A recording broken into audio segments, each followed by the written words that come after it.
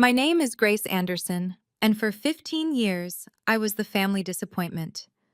While my sister collected Harvard degrees and six-figure job offers, I taught finger painting to 5-year-olds. Last week at her graduation party, my parents handed her the keys to a Tesla and a $13 million Manhattan penthouse in front of 200 guests. They called her the only success story of the family. I stood in the back, invisible as always, until a stranger in a charcoal suit approached me with an envelope. "Your grandfather knew the truth," he whispered. What happened next left my entire family speechless. Before we begin, please take a moment to like and subscribe, but only if this story truly resonates with you. I'd love to know where you're watching from and what time it is there. Let me tell you how one piece of paper changed everything. The Anderson family penthouse overlooked Central Park from the 68th floor. Every morning, I'd watch my parents sip coffee from Waterford Crystal while planning Isabella's future from that $50,000 walnut dining table. The Monet original above the fireplace, the real one, not a print, cost more than I'd make in 20 lifetimes as a public school art teacher. My studio apartment in Queens had water stains on the ceiling and a radiator that clanged like a ghost with anger issues. While Isabella carried Hermes bags that cost more than my annual rent, I hauled art supplies in a canvas tote I'd painted myself during college. The contrast wasn't subtle, and my parents made sure everyone knew it. "Grace teaches at PS 47, my mother would tell her friends at the country club, her voice dropping like she was confessing a family crime. "Isabella just made law review at Harvard." The comparison always came in pairs, like salt and pepper, except one was Himalayan pink salt and the other was just dirt. But here's what they didn't know. I loved my job. Every morning, 23 second graders would run to hug me, their faces lighting up when they saw the art supplies I'd bought with my own money. Their parents, immigrants, single mothers, fathers working 3 jobs, would thank me with tears in their eyes when their children brought home paintings that made them feel seen. My parents never asked about my work. They never knew about the awards lining my desk drawer or the letters from parents saying I'd changed their children's lives. To them, success meant stock portfolios and summer houses in the Hamptons. I still went to every family dinner, every celebration. Not for them. For the grandfather who died 10 years ago. The only one who'd ever said, "Grace, you're going to change the world, just not the way they expect." I had no idea how right he was. Isabella graduated summa cum laude from Harvard Law last week. The dean himself shook her hand, and White and Case offered her a starting salary of $215,000 before she'd even thrown her cap in the air. Her Patek Philippe watch, a graduation gift from Dad, cost more than my annual salary of $42,000. She was 28, 4 years younger than me, and already owned a portfolio of investments that would make most CEOs weep with envy.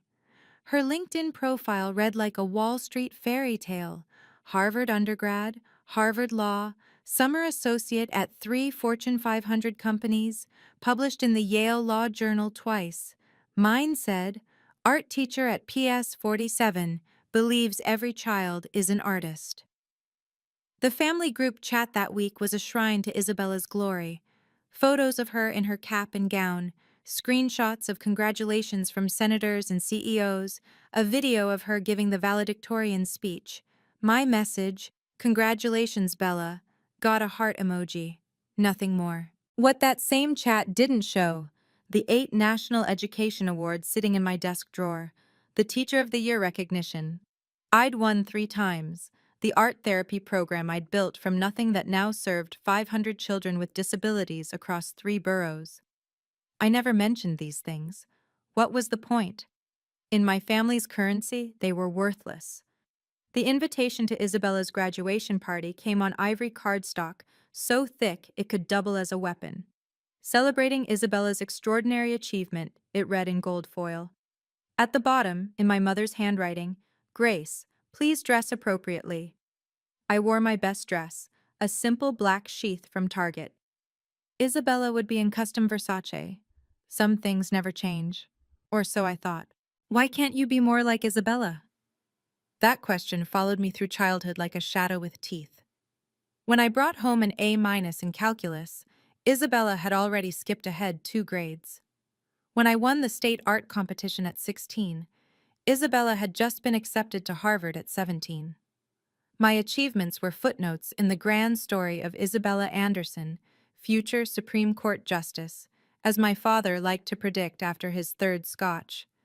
My mother perfected the art of selective introduction at social gatherings.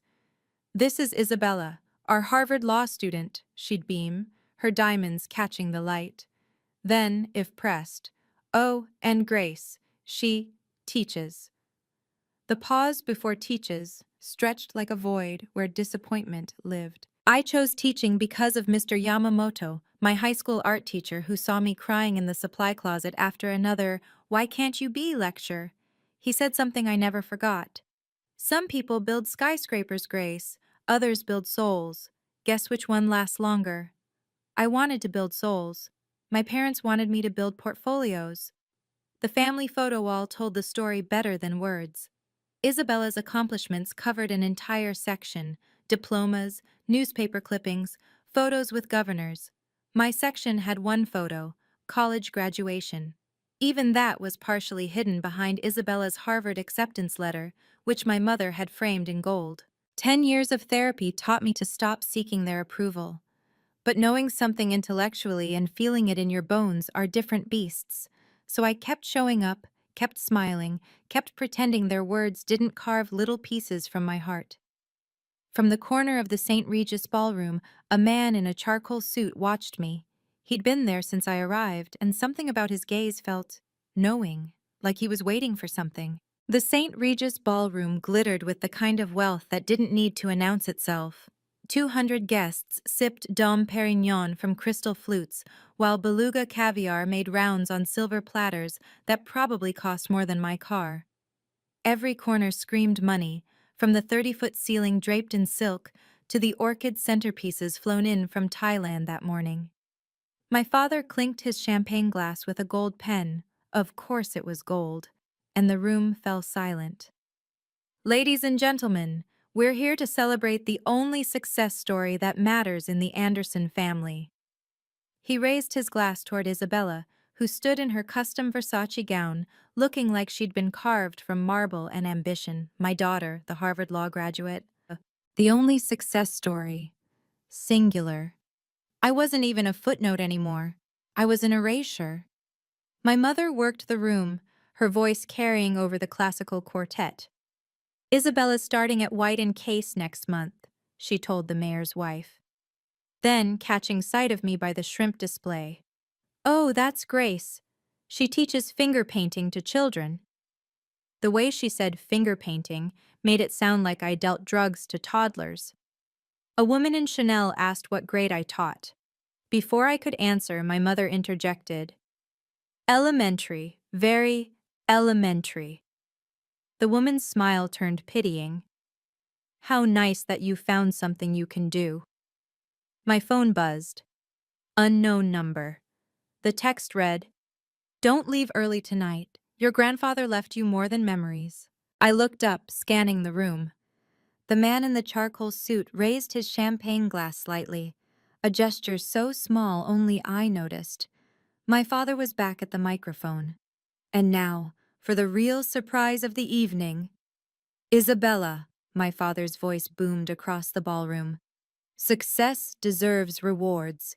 He pulled out a small velvet box from his tuxedo pocket, and the room collectively leaned forward. "The keys to your new Tesla Model S Plaid." The crowd gasped. Someone actually applauded. The key fob glinted under the chandeliers. A $130,000 car for a 28-year-old who already owned a BMW. Isabella floated to the microphone, her smile practiced from years of being the chosen one. "Thank you, Daddy." She held up the keys like a trophy. The photographer my parents hired, yes, they hired a professional photographer for this, captured every angle. "But that's not all," my mother chimed in, joining them on stage. She produced an envelope from her clutch, the Hermes one naturally, the $30,000 Birkin that could feed a small country. Inside this envelope is the deed to your new home, a $13 million penthouse in Tribeca, 4 bedrooms, private terrace, and a view of the entire city you're about to conquer. $13 million. For reference, that could fund my entire school's art program for the next century. It could provide therapy for thousands of children who'd never otherwise afford it. Instead, it would house one person who already had everything. Isabella hugged them both, and the photographer went wild. The crowd erupted in applause that felt like tiny hammers against my skull. I stood in my corner, invisible as wallpaper, holding my champagne flute so tight I worried it might shatter. "This Tesla is just the beginning of what you deserve, Isabella," my father said into the microphone. His words carried across the room, across the years of comparison, across every moment he'd looked through me like I was transparent. The man in the charcoal suit moved closer. Not obviously, just a drift through the crowd that brought him within earshot. He wasn't watching Isabella's triumph. He was watching me.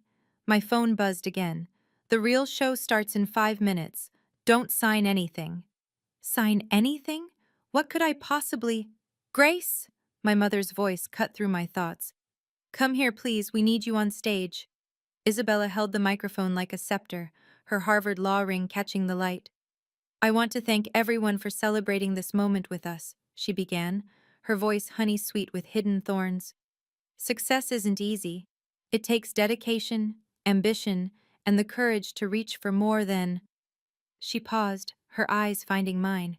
"Finger paintings and participation trophies." Nervous laughter rippled through the crowd. Someone whispered, "Harsh." Another said, "But true." "Some people," Isabella continued, "are content with mediocrity. They find comfort in small lives, small dreams, small paychecks. And that's fine. The world needs people to teach children their ABCs, while others of us argue cases before the Supreme Court." My cheeks burned. 200 pairs of eyes tried not to look at me while absolutely looking at me. A woman in pearls stage whispered to her husband, "Is that the teacher sister? Poor thing." "But tonight isn't about those who settle," Isabella raised her champagne. "It's about excellence. It's about proving that with the right mindset, the right education, and the right priorities, anyone can— Excuse me." The man in the charcoal suit stepped forward. The crowd parted like he carried invisible authority. He was older than I'd first thought, maybe 75, with silver hair and eyes that had seen decades of secrets. "I apologize for interrupting," he said, his voice carrying despite its softness. "My name is Harold Whitman. I was your grandfather's attorney for 40 years. My father's face went pale. My mother's champagne glass trembled. "I have something that needs to be addressed tonight," Harold continued, pulling out a leather envelope from his jacket, "before any more announcements are made." Isabella's smile froze.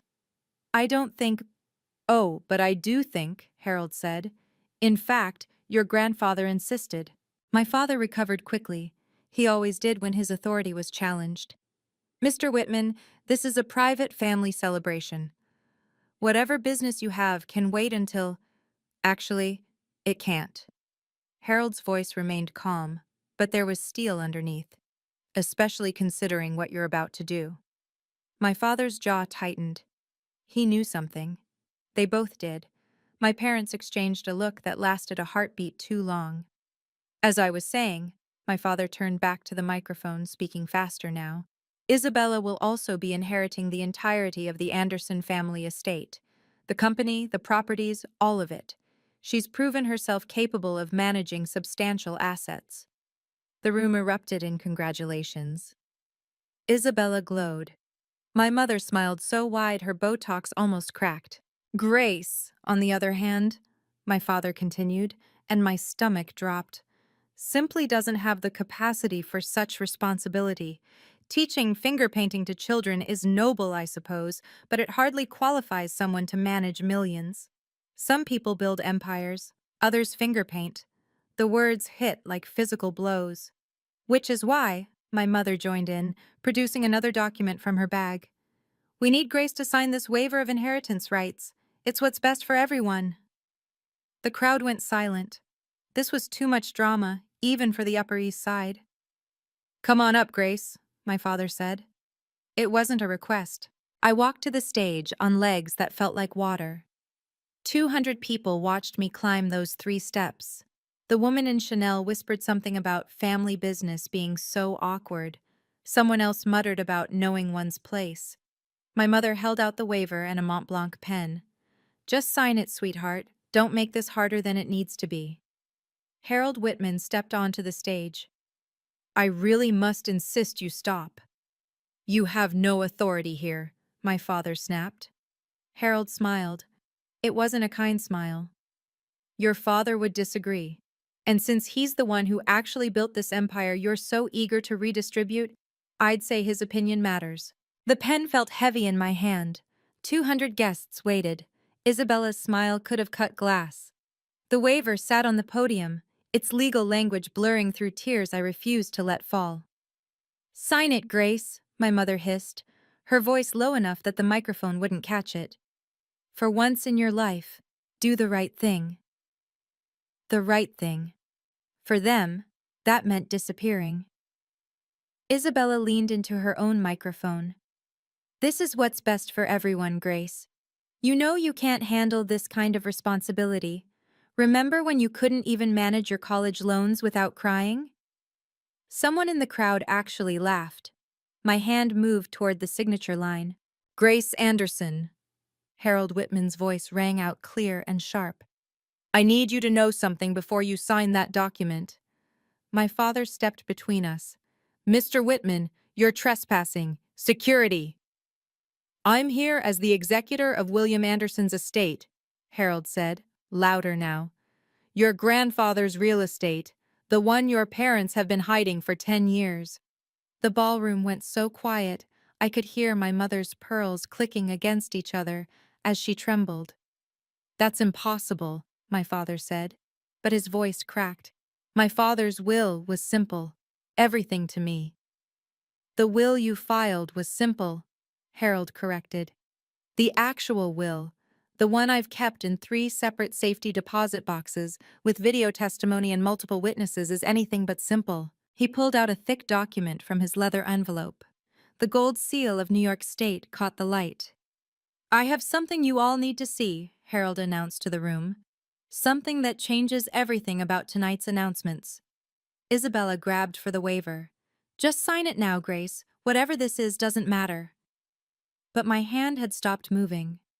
Because Harold Whitman was looking at me with my grandfather's eyes. Kind, knowing, and absolutely certain.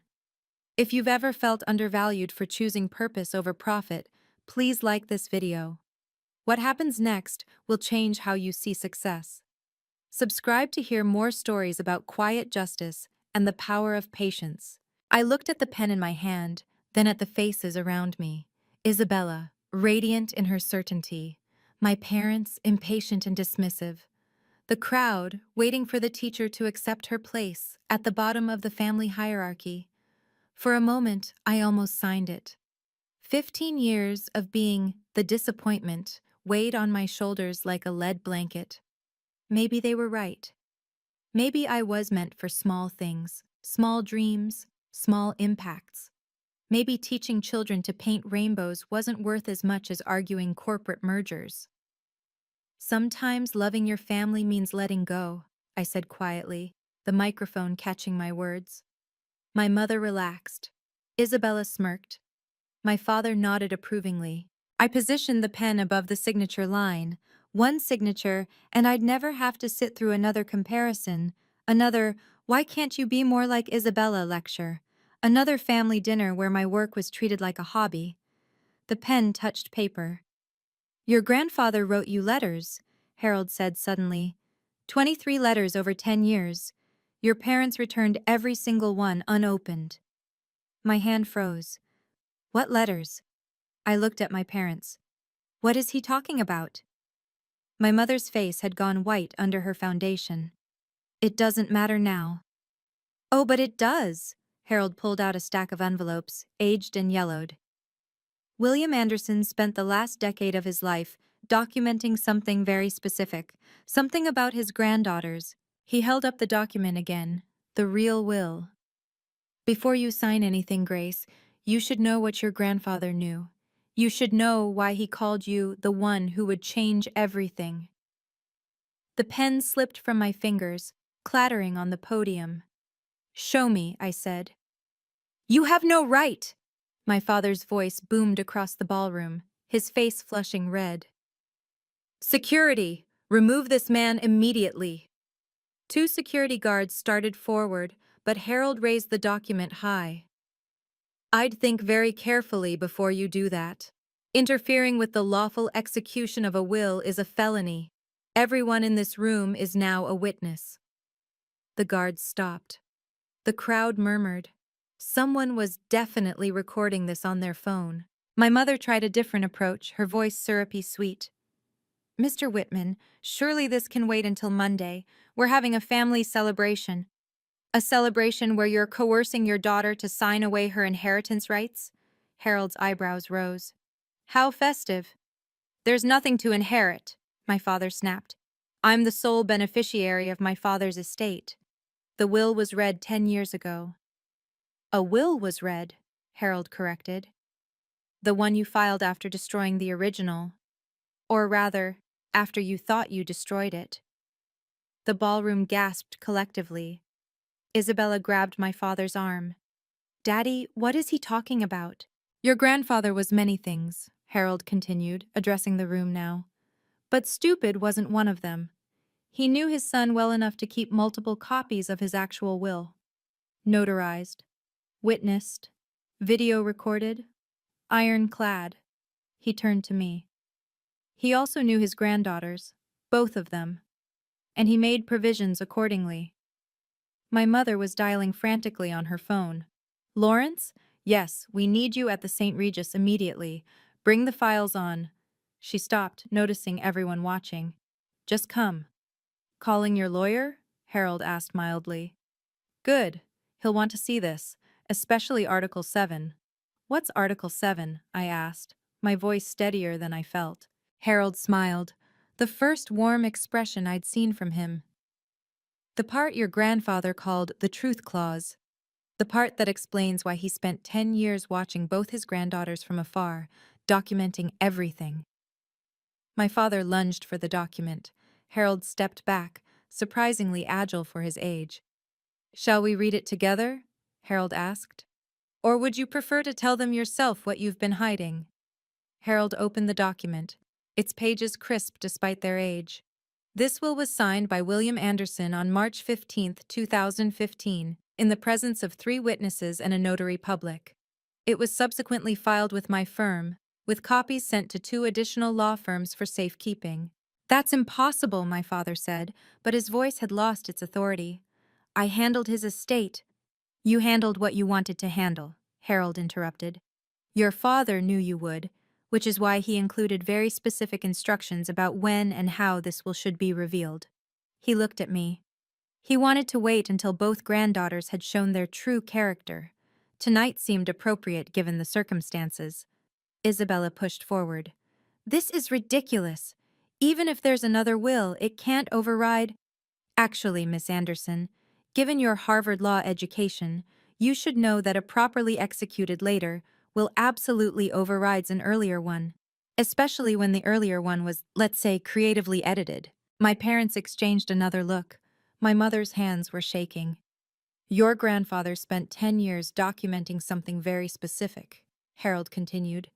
The real contributions his granddaughters made to society, not the degrees, not the salaries, the actual impact. He pulled out a folder thick with papers. Grace, did you know your grandfather hired a private investigator to follow your career? Not to spy, to document. Every award you won that your parents ignored. Every child whose life you changed. Every family you helped through your art therapy program. The room was silent. Even the waitstaff had stopped moving. He has files on both of you, Harold said, looking between Isabella and me. And based on those files, he made his decision about who should inherit the Anderson legacy. This is insane, Isabella said, but her voice wavered. No, Harold replied. This is justice. Shall we read Article 7 now? Isabella's Harvard training kicked in like a reflex. I want to see authentication. Notary seals, witness signatures, timestamp verification. This could be fabricated. Anyone can create old-looking documents. Spoken like a true lawyer, Harold said approvingly. He pulled out a manila folder, notarized at 3 separate locations. Here's the seal from New York State, authenticated last week when I knew tonight was happening. Here's the witness list. Judge Patricia Hornby, Dr. Michael Chen from Mount Sinai, and Eleanor Roosevelt III from the Manhattan Trust Foundation. Isabella examined the papers, her face growing paler with each page. These are real. Of course they're real, Harold said. Your grandfather didn't leave anything to chance. He also video recorded the signing. He pulled out an iPad. Would you like to see your grandfather explaining his decision in his own words? This is entrapment, my father shouted. You waited until you tried to force Grace to sign away rights you knew she had? Harold asked. Yes, I did wait. Your father predicted you would do exactly this. He said, and I quote, Robert will try to give everything to Isabella the moment he thinks he can get away with it. Wait for that moment, then show them the truth. The crowd was riveted. Someone whispered, better than Netflix. Isabella turned to our parents. You knew? You knew there was another will and you hid it? My mother's silence was answer enough. 10 years, Harold said. They've known for 10 years. They found the first copy in your grandfather's desk and destroyed it. What they didn't know was that he'd already filed copies with 3 law firms and recorded himself signing it. I'll challenge this in court, Isabella said, but her voice lacked conviction. With what grounds? Harold asked. Mental incompetence? Your grandfather's medical records show perfect cognitive function. Undue influence? He hadn't seen Grace in years when he wrote this. Face it, counselor. This will is bulletproof. He turned to page 7. Now shall we discuss the inheritance criteria your grandfather established? Harold adjusted his reading glasses, the document steady in his hands. Article 7. Conditions of inheritance. I, William Anderson, being of sound mind and body, establish that my estate shall pass to the granddaughter who demonstrates genuine service to humanity, measured not by degrees or income, but by verifiable positive impact on others' lives. The ballroom was so quiet I could hear my own heartbeat. Furthermore, Harold continued, this impact must be documented by independent third parties. Not family, not friends, but institutions and individuals with no personal stake in the outcome. Isabella laughed, but it sounded forced. That's completely subjective. How do you measure positive impact? Your grandfather thought of that.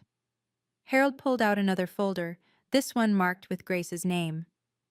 He established specific criteria, letters from beneficiaries, awards from recognized institutions, media coverage of charitable work, professional evaluations from supervisors, all dated and verified. He set the folder on the podium. It was 3 inches thick. Grace Anderson, he read from a summary sheet. 8 National Education Excellence Awards. 3-time Teacher of the Year. Founder of Art Heals, a therapy program serving 500 children with disabilities across 3 boroughs. Published in the Journal of Art Therapy for groundbreaking work with autism spectrum disorders. Recognized by the Department of Education for innovations in inclusive education. My mother gasped. That's not possible. She never told us. Because you never asked, Harold said simply. You were too busy celebrating Isabella's achievements to notice Grace was quietly changing lives. He pulled out another sheet. Letters from 237 families independently verified, crediting Grace with transforming their children's lives. 14 children who were nonverbal before her art therapy program and now communicate through artistic expression. 3 suicide preventions directly attributed to her intervention. Tears were running down my face. I hadn't known he knew. I hadn't known anyone was watching. Your grandfather called you the quiet one who serves, Harold said to me gently. He saw what others missed. Harold opened a second folder, this one bursting with photographs and letters. Your grandfather hired investigators not to spy, but to document what your parents refused to see. Grace, did you know that the mayor's office has your photo on their wall of New York's quiet heroes? I shook my head, speechless. 3 years ago, you used your entire savings to keep your art program running when the school lost funding. You took a second job tutoring to buy supplies. You never told anyone. He pulled out a bank statement. Your grandfather's investigator documented every sacrifice. A woman in the crowd, Mrs. Chen from the PTA, suddenly stood up. That's my son's teacher. She saved his life. He was diagnosed with selective mutism, wouldn't speak for 2 years. Grace taught him to paint his words. Now he won't stop talking. She glared at my parents. You should be ashamed. Others began standing. A man in a navy suit. She taught my daughter after she lost her hearing, said art doesn't need words or sound. Another parent. My son has autism. Grace spent her lunch breaks working with him for free. He just got accepted to art school. My parents looked stunned. Isabella's mouth hung open. Your grandfather followed every news story, Harold continued, pulling out clippings. Local teacher transforms lives through art. Innovative program brings hope to special needs families. The quiet revolution in room 203. He looked at my parents. You had every opportunity to know this. You chose not to look. Then he turned to Isabella. Now, Miss Anderson, would you like me to read your grandfather's assessment of your contributions, or should we skip to his final decision? Isabella's face was stone. Read it. Harold nodded. Very well, but I should warn you, your grandfather was thorough and honest. Harold pulled out Isabella's folder. It was noticeably thinner. Isabella Anderson, Harvard Law, summa cum laude, law review editor, starting salary $215,000. He paused. Community service, mandatory pro bono hours required by law school, 40 hours total over 3 years, no voluntary service beyond requirements. Isabella's face flushed. I was building my career. You were building your resume, Harold corrected. Your grandfather noted the difference. He also documented this. In 2019, you volunteered to organize a charity auction for underprivileged children. You raised $30,000. He paused. You also charged the charity a $15,000 administrative fee. Gasps echoed through the ballroom. That was legitimate compensation for my time, Isabella protested. From a children's charity. Harold's eyebrows rose. Your grandfather found that particularly telling. He pulled out more papers. 2020. You offered pro bono services to a homeless shelter. When you discovered they couldn't provide a tax write-off large enough, you withdrew the offer. 2021. You volunteered to mentor inner-city students. You attended one session, took photos for your LinkedIn, and never returned. My parents were frozen. This wasn't the Isabella they'd promoted. Meanwhile, Harold gestured to my thick folder, Grace has letters from the Department of Education, the National Art Teachers Association, the Autism Society, the Children's Hospital of New York, and… He pulled out an official letter.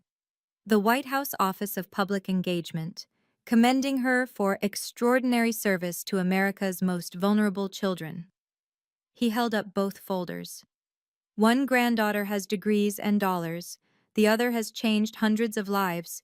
Your grandfather's will is clear about which one inherits. But there's more, Harold said, his voice carrying a weight that made everyone lean forward. Article 7 has a second component, a clause your grandfather called the humility provision. Isabella's lawyer had arrived, slightly out of breath. Don't say another word, he advised his clients. Oh, I think everyone needs to hear this, Harold smiled. Sometimes the quietest person in the room is the strongest. If this story touches you, please comment below. Where are you from and what time are you watching? Subscribe and hit the notification bell to follow the climax that's about to unfold. Isabella's lawyer, Lawrence Fitzgerald, pushed through the crowd, his Armani suit impeccable despite his rush. This is highly irregular. Any will contest should be handled in probate court, not at a social gathering.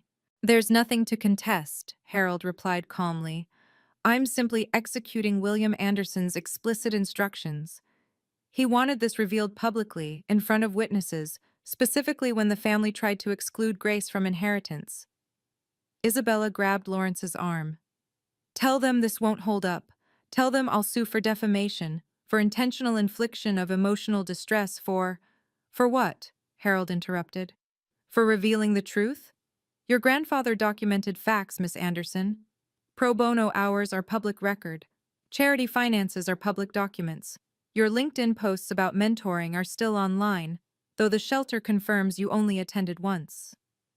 This is character assassination, Isabella's voice cracked. No, a voice from the crowd spoke up. It was Judge Patricia Hornby, one of the will's witnesses. This is accountability. I watched William Anderson sign this will. He was heartbroken about what his son had become, how material success had replaced human values.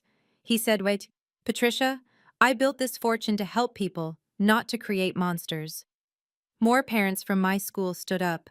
Mr. Rodriguez, whose son had severe ADHD. Grace Anderson spent every Thursday after school with my boy for 2 years.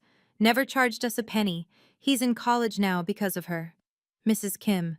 My daughter was bullied for her disability. Grace created a whole anti-bullying program through art, changed the entire school culture. Dr. Patel. She volunteers at our children's hospital every Saturday, brings art supplies she pays for herself. Isabella looked around wildly. Money doesn't make you worthy, Isabella, I heard myself say, my voice steady. Impact does. You manipulated him, Isabella accused. You must have... Grace hadn't seen her grandfather for 5 years before he died, Harold stated. By your parents' design. They told him she was too busy with her little teaching job to visit. My father's CEO instincts kicked in. When cornered, negotiate. Let's be reasonable here. We can work out an arrangement. Split everything equally. 50-50. That's fair. Fair? Harold's voice carried decades of legal authority. Was it fair when you told your father that Grace dropped out of college? She graduated with honors. Was it fair when you said she was unemployed? She was teaching full-time. Was it fair when you returned every letter he tried to send her? My mother clutched her Hermes bag like a lifeline, tears ruining her perfect makeup. We only wanted what was best for the family. Isabella had so much potential. And Grace didn't? Harold gestured to the crowd. Half this room can testify to Grace's potential. The difference is, she fulfilled hers by lifting others, not by stepping on them. Please, my mother turned to me, desperation cracking her voice. Grace, sweetheart, think about the family reputation. If this gets out... It's already out, someone called. 3 phones were clearly recording. My father tried one last angle. Grace, you don't understand complex finances. The company needs someone with business experience. The company? Harold laughed. You mean the real estate empire built on your father's patents? The ones he invented while teaching at Columbia? Before he knew his son would value square footage over souls? Lawrence whispered urgently to my parents. Isabella stood frozen, her perfect world crumbling in real time. We can challenge mental capacity, Lawrence suggested quietly, but his voice carried. Judge Hornby stood up. I'd be happy to testify about William's mental state, sharp as a tack. He beat me at chess the day before he died. My father's shoulders sagged. My mother sank into a chair. Grace, my father said quietly, what do you want? For 15 years, I'd been silent. The quiet one, the disappointment, the afterthought. Now 200 people waited for my words. What do I want? I repeated, my voice carrying across the ballroom. I wanted parents who saw me, who valued compassion over compensation, who understood that teaching isn't settling, it's building the future one child at a time. I stepped toward the microphone, my target dress suddenly feeling like armor. I spent 15 years believing I was less than Isabella, because my bank account was smaller, because my car was older, because my apartment didn't have a doorman. I looked at my parents. You taught me that worth equals wealth. Grandfather knew better.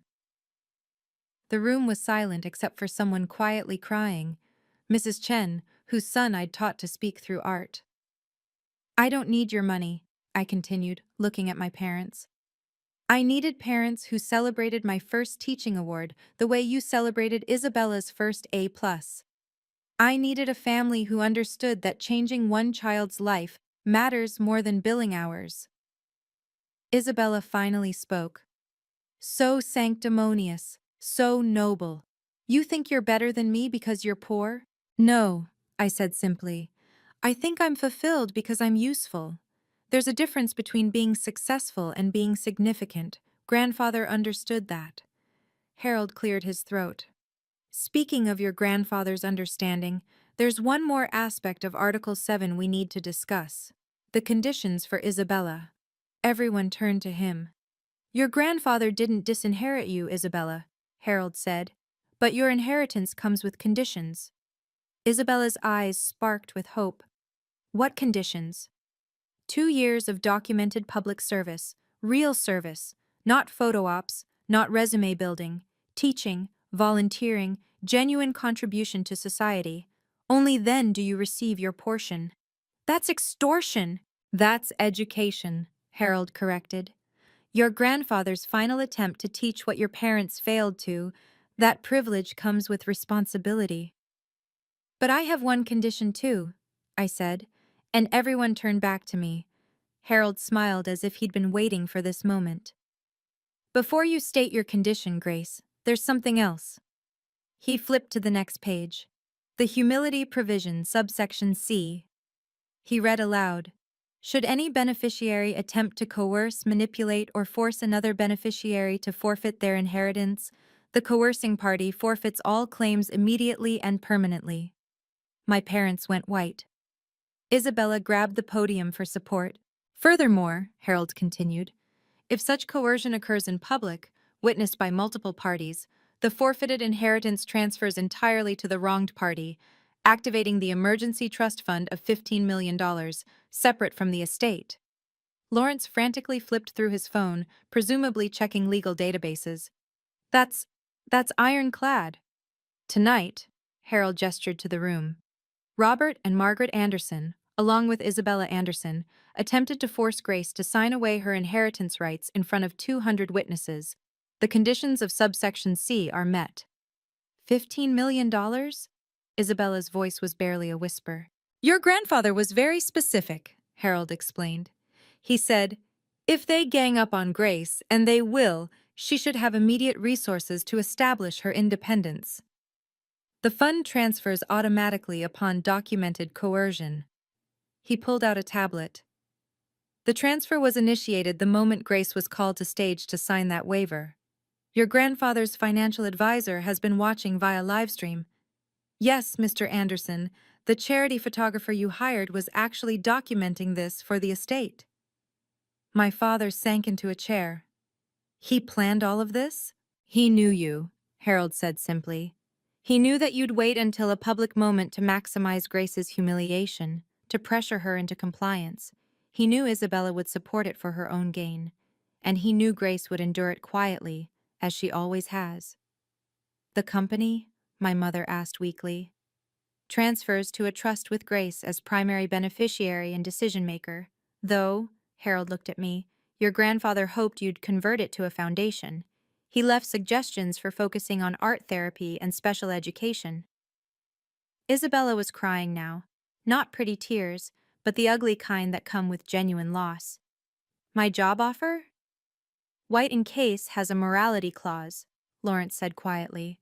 Being party to inheritance fraud, they'll withdraw the offer. The Tesla keys fell from Isabella's hand, clattering on the marble floor.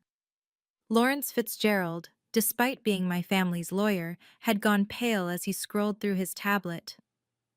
The legal ramifications are severe. The attempted coercion tonight, witnessed and documented, constitutes inheritance fraud. The Bar Association will investigate. Isabella, your law license application. No, Isabella gasped. No, they can't. They can and they will, Judge Hornby interjected. Attempting to defraud a family member of inheritance through public coercion, the Character and Fitness Committee will have a field day. Harold produced more documents. The estate accounts were frozen 40 minutes ago, the moment the coercion began. Court orders, signed by Judge Martinez, who's been monitoring the situation remotely. He held up papers with red seals. Robert Anderson, your access to the company accounts is suspended pending investigation. The brownstone, the Hampton House, the portfolio, all frozen.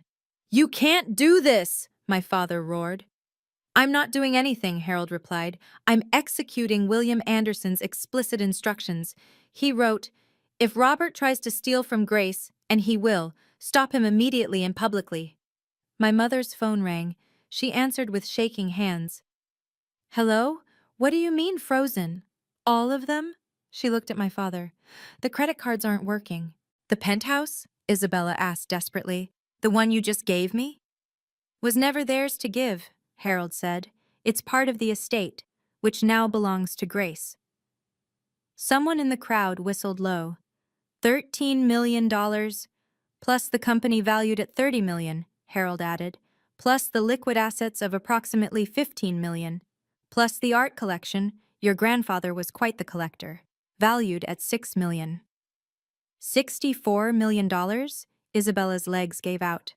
Someone pushed a chair under her.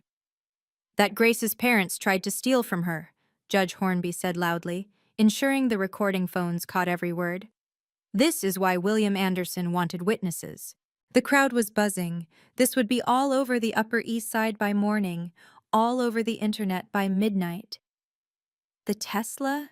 Isabella asked in a small voice. Purchased yesterday with estate funds, Harold confirmed. It'll be returned to the dealer Monday. Every symbol of success my parents had flaunted was built on theft, on stealing from the daughter they deemed unworthy.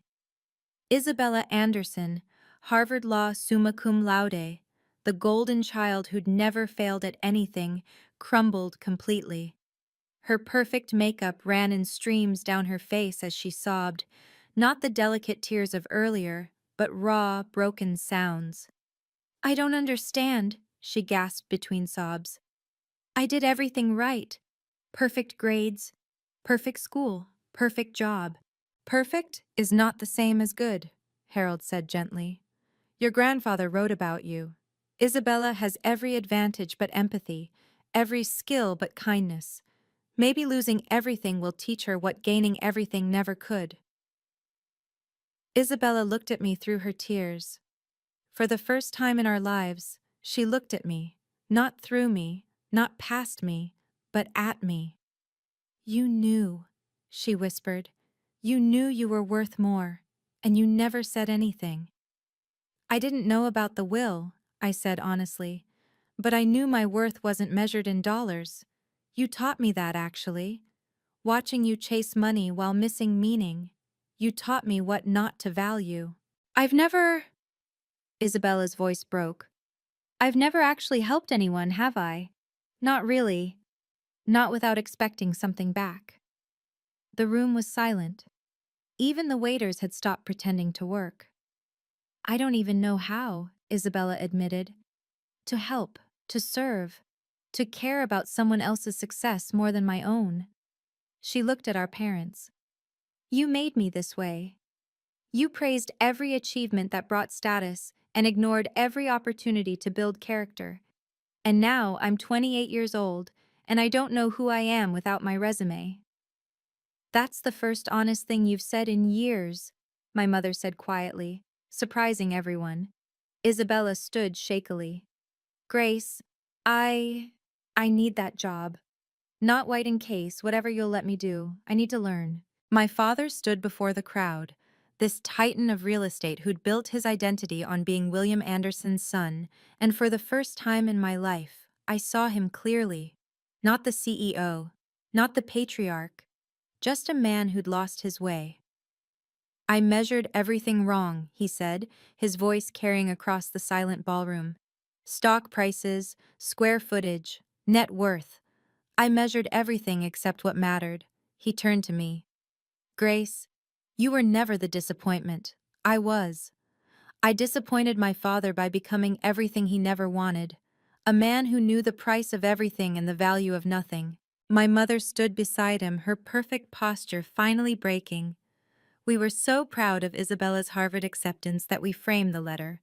But Grace, you have 237 letters from families whose lives you've changed, and we never framed a single one. She looked at the crowd, many of whom were their society friends. We taught our daughters that appearance matters more than substance, that wealth matters more than worth. We were wrong.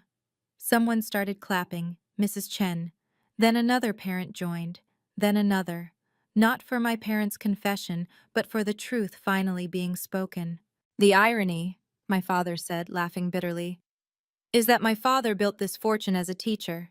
A Columbia professor who invented 3 patents that changed the industry. He never cared about the money. He cared about the knowledge. And I forgot that. He looked at Harold. He tried to tell me, didn't he? All those years, he tried to redirect me toward meaning instead of money. Every week, Harold confirmed. He'd say, Robert, you're building a monument to nothing. Grace is building lives. We measured success in dollars, my mother said, looking at me, when we should have measured it in lives changed. The photographer, who apparently worked for the estate, captured everything. The truth finally exposed, documented for posterity. My father straightened his shoulders. Grace, we don't deserve forgiveness, but we're asking for it anyway. I stood at the podium, looking at my family, broken, exposed, finally honest, and made my decision. I accept the inheritance, I said clearly. All of it, as grandfather intended. Isabella's sob cut through the air. But, I continued, I also accept his vision for it. The company will become the Anderson Foundation for Art Therapy and Special Education. The buildings will house programs, not profits. The money will fund teachers, not takeovers. I turned to Isabella. You want to learn to serve? You'll start Monday. Minimum wage, working with our most challenging kids. The ones who bite, who scream, who throw paint. You'll clean up their messes and celebrate their breakthroughs. You'll learn that progress isn't measured in percentages, but in smiles. Yes, Isabella said immediately. Yes, anything. 2 years, I said. Not because the will requires it, but because that's how long it takes to understand that teaching isn't about you. It's about them. If you last 2 years, really last, not just show up, then you'll receive your inheritance as grandfather outlined. I faced my parents. Forgiveness doesn't mean forgetting. It means choosing to move forward. You'll have access to a living trust, enough to maintain a reasonable life, not the excess you're used to. The brownstone stays in the family, but the Hampton house becomes a summer camp for special needs children. My mother gasped. The Hampton house? Grandfather specifically mentioned it. He said it should ring with children's laughter, not cocktail chatter. Harold smiled. Your grandfather predicted this too. He said grace would be graceful even in victory.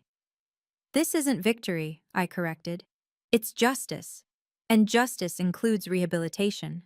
I looked at the crowd, society's elite who'd watched my humiliation for years.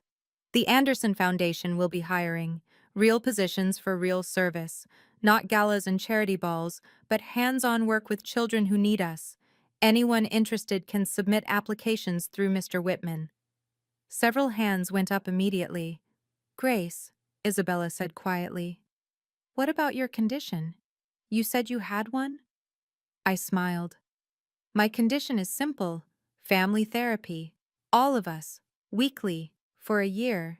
We're going to learn to be a family that measures worth correctly. My parents nodded immediately. Isabella agreed. Your grandfather would be proud, Harold said softly. He knew this would happen, I realized. All of it. Every detail, Harold confirmed.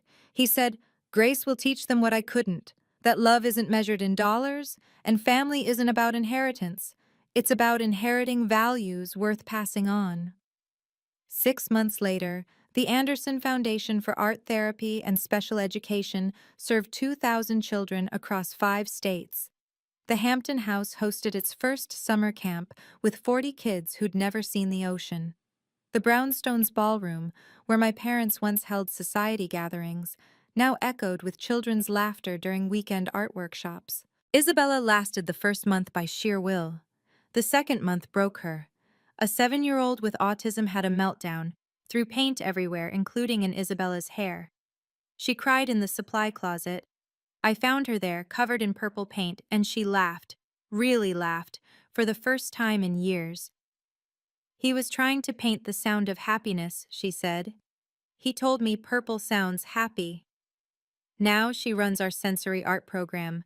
She's brilliant at it, that Harvard brain finally serving something meaningful. Her salary is $43,000 a year. She drives a Honda Civic. She's never been happier. My parents volunteer every Wednesday. Dad reads to kids while Mom helps with art projects. Last week, a child hugged my mother and left paint handprints on her blouse.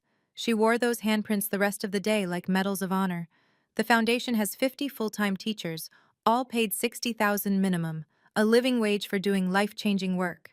We've partnered with 15 hospitals, 30 schools, and countless families who never thought their children would communicate until art gave them a language.